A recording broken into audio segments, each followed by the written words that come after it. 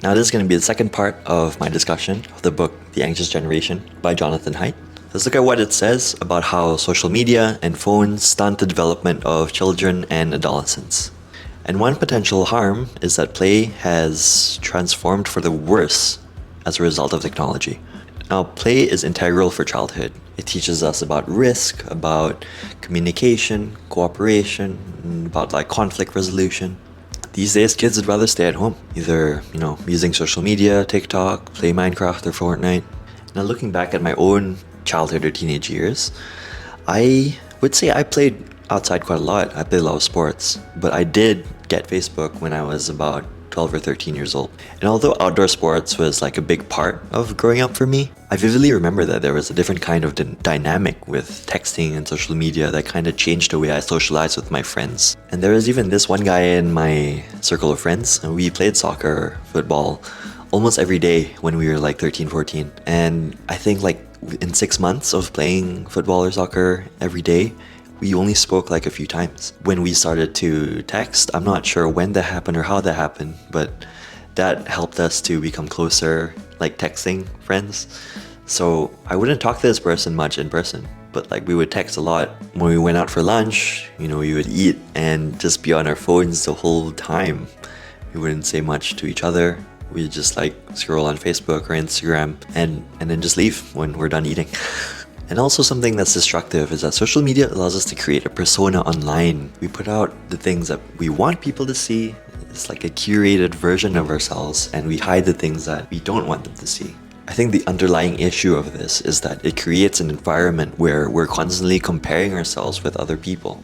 When I was about 15 to 17, my friends and I, well, admittedly, mainly just me, we would kind of make sure that we had more followers than following on Instagram, just kind of to make ourselves look cooler. And I remember how we would calculate the ratio of likes to followers that we had as well.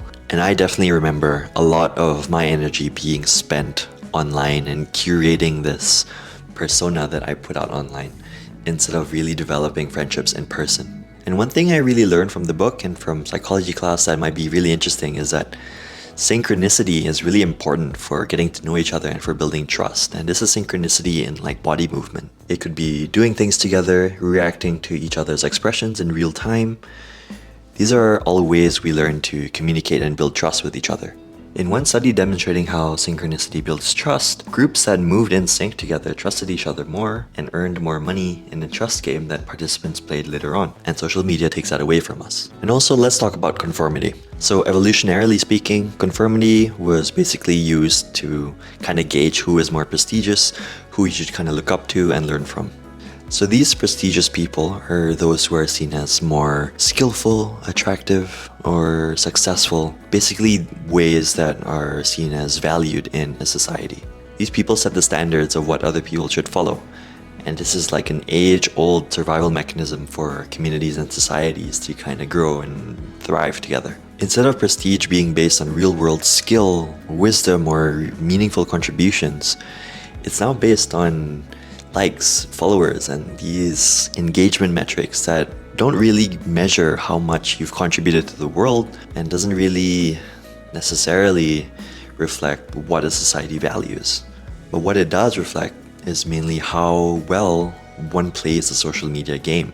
So to kind of get on that social media bandwagon, we kind of curate a profile of ourselves where we look better than we actually feel sometimes.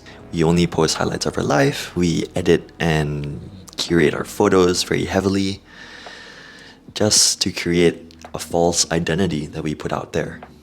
And in doing so, we deceive ourselves. We're not true to ourselves. And I know social media started out as being a tool to connect people from different parts of the world and for people to catch up with each other really easily. And yes, it does have its benefits at times, but we as human beings, as a society, I don't think we were ready for social media when it came. And now we're paying the consequences of it, and we're paying the consequences mentally. And that's why, I think it's really time to look inwards and look whether social media has really benefited your life or has impacted it negatively. And there are ways out that you could explore. And I know it takes time. It's very difficult to kind of cut yourself from something that you've been really attached to for so long and so intensely. But I really do believe that there's a world out there where we can be more free from the addiction of social media and the harms that it causes, and that we could really pursue things that are meaningful in life, things like our friends, our family, our passions. And so that's all for my summary and my thoughts on the Anxious Generation book and the concepts around it. I would recommend picking this book up or just reading it. It's really one of the best books that I've read so far. And it's pretty simple to read as well. It's not complicated, pretty straightforward, and one of the more readable books I've read as well. So yeah, thanks for tuning in.